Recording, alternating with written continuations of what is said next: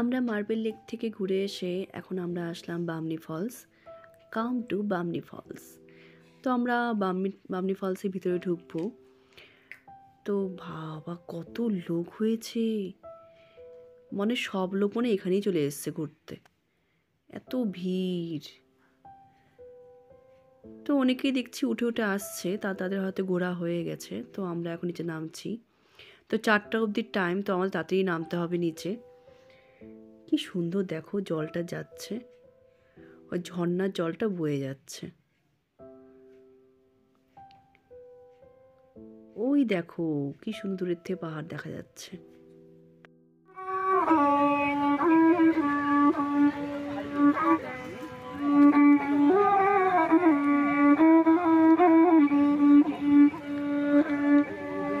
দেখলে কি সুন্দর বাজাচ্ছে, এটা এখানকার লোকাল ইনস্ট্রুমেন্ট। খুব সুন্দর লাগছিল সুরটি শুনতে। একটু কিছুক্ষণ দাঁড়ালাম, তারপর আবার হাঁটা শুরু করলাম। 700টা সিঁড়ি পেরিয়ে নিচে নামতে হবে ঝর্ণা দেখতে হলে। সবাই নামার সময় বলছিল নামবেন না, ওঠার সময় কিন্তু কষ্ট হবে, নামার সময় কিন্তু কষ্ট নেই।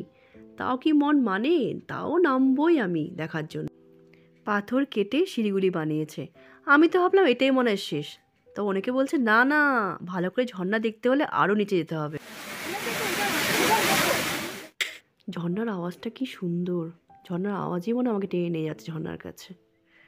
সবাই তো সেলফি তুলতে ব্যস্ত, একটু ফটোও তুলতে পারছি না, এত ভিড়। দেখো কত উঁচুতে ঝর্ণাটা নামছে। আহ কি দারুণ। আমি তো ফটো তুলবো, কোথায় তুলবো, এত ভিড়। তাও দাঁড়ালাম একটু ভয়ে ভয়ে, আবার যদি পড়ে যায় ভয়ও লাগছে। আবার নামা শুরু করলাম। আসলাম শেষ অবধি। কি সুন্দর, এখানে আরো পরিষ্কার দেখা যাচ্ছে ঝর্ণাটা। অনেকে দেখি স্নানও করছে। ইস বিরক্ত, যে ফটো তুলবো সাইড দিয়ে, তাও পারছি না। কি ভালো।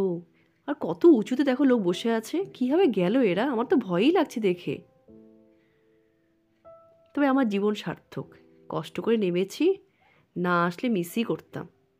কষ্ট করে আসলাম নিচে, যাই না ওপরে কতটা সবই কষ্ট হবে, আর আস্তে আস্তে ওপরে উঠবো আমরা। কি সুন্দর ভিউ, না না আসতে হয়তো মিস করতাম। ঝর্ণার আওয়াজ, আবার একটু স্নান করছি, আবার এখন উপরে উঠতে হবে। উপরে যাচ্ছি, উঠে উঠে আস্তে আস্তে বুকটা যেন ধরফর করছে, দেখছো কেমন সিঁড়িগুলো। তো উপরে তো উঠতেই হবে, আস্তে আস্তে উঠি। উঠে গেছি, এখন একটু বসি, বসে আবার উপরে উঠবো। আরে একটুখানি বাকি আছে উপরে উঠতে। তোমাদের যাওয়ার আগে একটু পাহাড়টা দেখিনি, দেখো সুন্দর জঙ্গলের ফাঁক দিয়ে পাহাড়টা দেখা যাচ্ছে। ওই দেখো। তোমার ভিডিওটি কেমন লাগলো জানিও। কেমন, টাটা।